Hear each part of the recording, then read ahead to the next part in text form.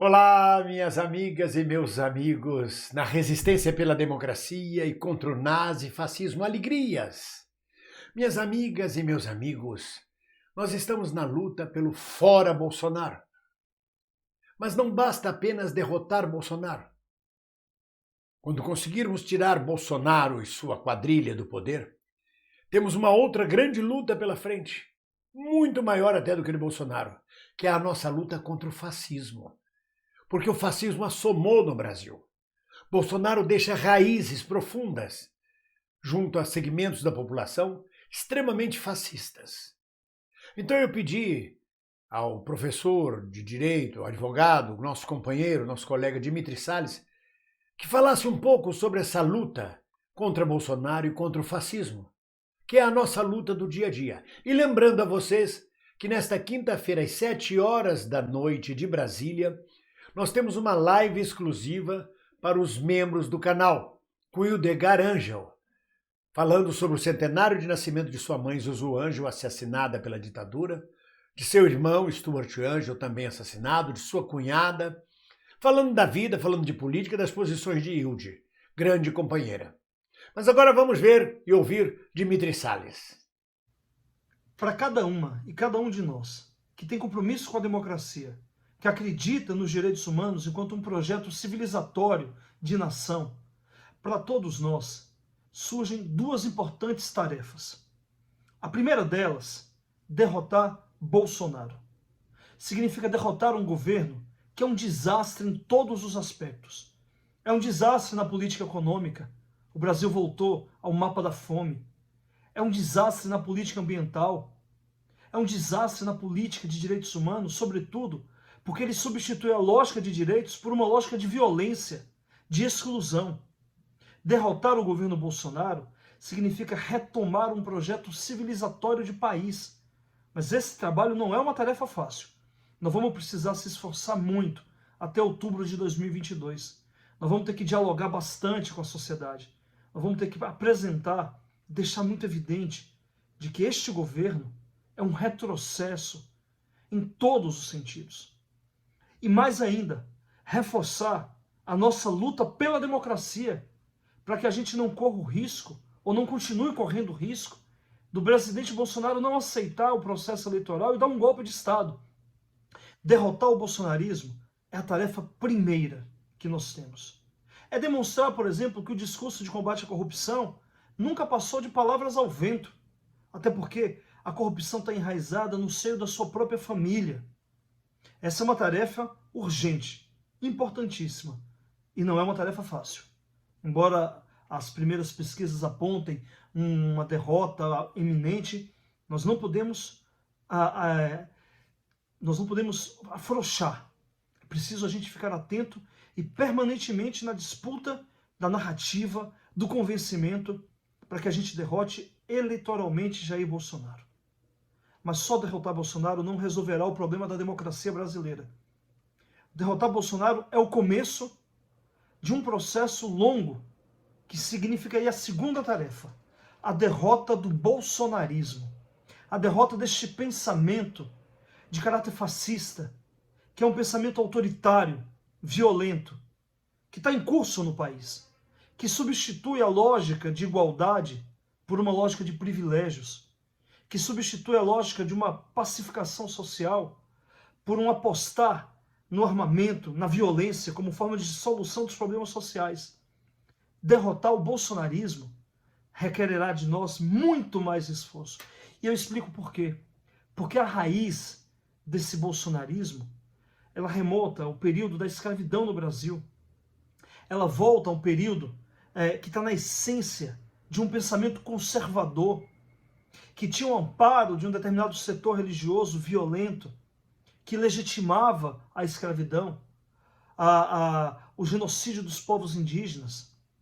É voltar contra um período em que o Estado favorecia, e era ele, o Estado, o principal estimulador de uma violência contra a cidadania. É quebrar a herança do racismo, do período escravocrata, é quebrar a herança do machismo, da homofobia, da transfobia, das diversas formas de violência as diferenças que constituem cada pessoa humana. Essa luta significa redobrar os nossos esforços para que a gente de alguma maneira consiga renovar os nossos valores.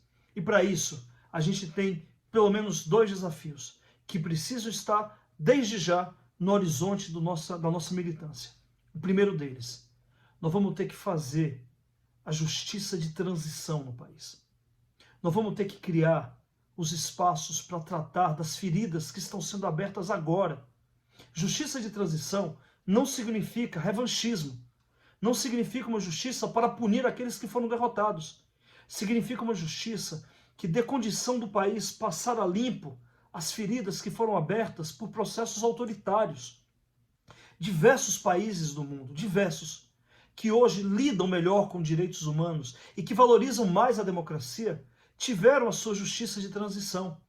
A África do Sul, para superar o apartheid, embora ainda não tenha superado completamente, deu o primeiro passo promovendo uma justiça de transição que pudesse responsabilizar aqueles que contribuíram para um regime tão violento baseado na segregação racial.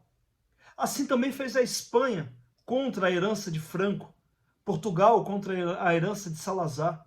Aqui na América Latina, Argentina, Chile, Uruguai, Paraguai, todos esses países tiveram a sua justiça de transição para lidar com os regimes autoritários nascidos das ditaduras militares das décadas de 60 e 70. No Brasil, nós não fizemos a nossa justiça de transição.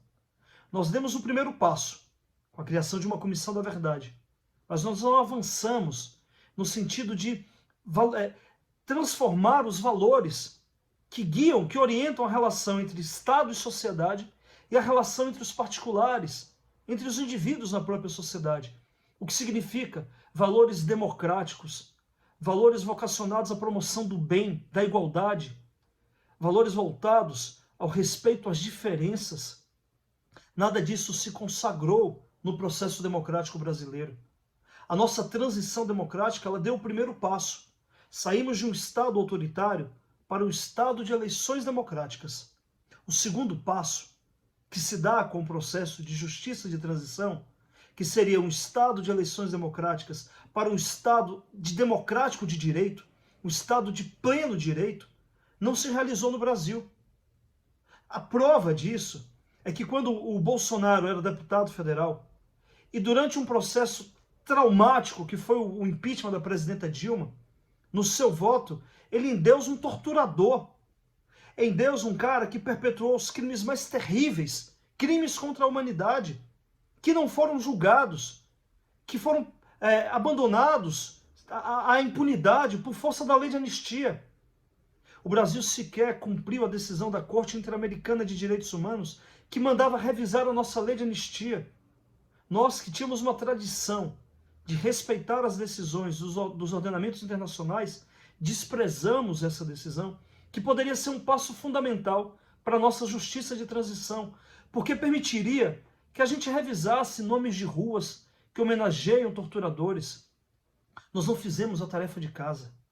E isso vai se revelar em atos voltados à defesa do exército tomar o poder, à defesa da volta à ditadura. Nós não consagramos, nós não consolidamos a democracia como um valor universal da nossa república. Esse momento que estamos vivendo, o momento em que o país é governado por um pensamento fascista, esse momento em que nós somamos mais de 500 mil de mortos por conta de uma pandemia, que poderiam ser mortes evitadas e só não foram, porque por trás dessa política genocida está um grande esquema de corrupção. Esse país que hoje vive feridas abertas, que ainda sangram, nós vamos precisar curar estas feridas. Nós vamos ter que fazer a nossa justiça de transição. Nós vamos ter que instaurar um tribunal, a exemplo do Tribunal de Nuremberg, que julgou os criminosos nazistas. Nós vamos ter que criar o nosso Tribunal de Manaus para investigar e punir aqueles que fizeram de Manaus um laboratório da morte, para testar a chamada imunidade de rebanho. Nós vamos precisar limpar as nossas feridas históricas para que a gente possa curá-las. A medicina já nos ensina que não se cura feridas sem que elas sejam limpas. E não se limpa feridas tampando-as com band-aid. É preciso um processo histórico, um compromisso da sociedade consigo mesma, para que a gente possa, ao limpá-las, permitir que elas cicatrizem e essas cicatrizes fiquem como lembranças eternas dos nossos erros, ao eleger governos autoritários ou, de alguma maneira, possibilitar que esses governos se instalem.